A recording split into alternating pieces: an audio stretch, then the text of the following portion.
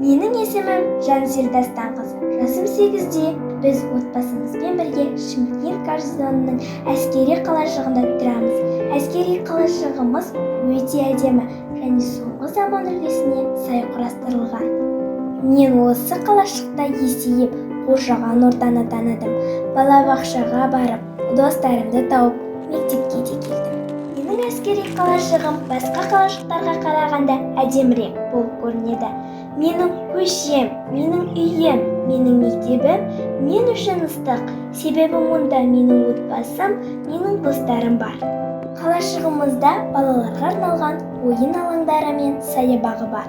Біз бос уақытымызда достарымызбен бірге асыр салып ойнап, кең көшелерінде велосипедтер мен скейтбордтар тебеміз.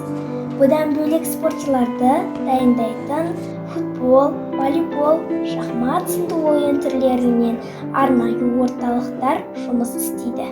Шымкент гарнизонының әскерилері қоршаған ортамыз табиғатқа ықыластана қамқорлық жасайды. Өйткені өсіп тұрған әрбір тал-тарақ біздің өмірімізге, оның ішінде денсаулығымызға көп пайдасын тигізуде. Айтпақшы, көктемнің алғашқы аптасында қалашық тұрғындары мен әскерилер қалашығымыздың сәнін келтіру үшін сенбілік шарасын өткізді.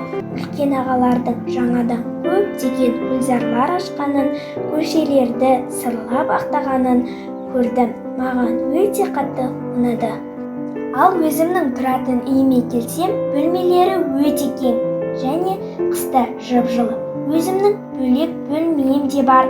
Онда емін-еркін сабақтарымды орындап, бос уақытта сүйікті хоббиім сурет те саламын және анама үй жұмыстарына көмектесемін.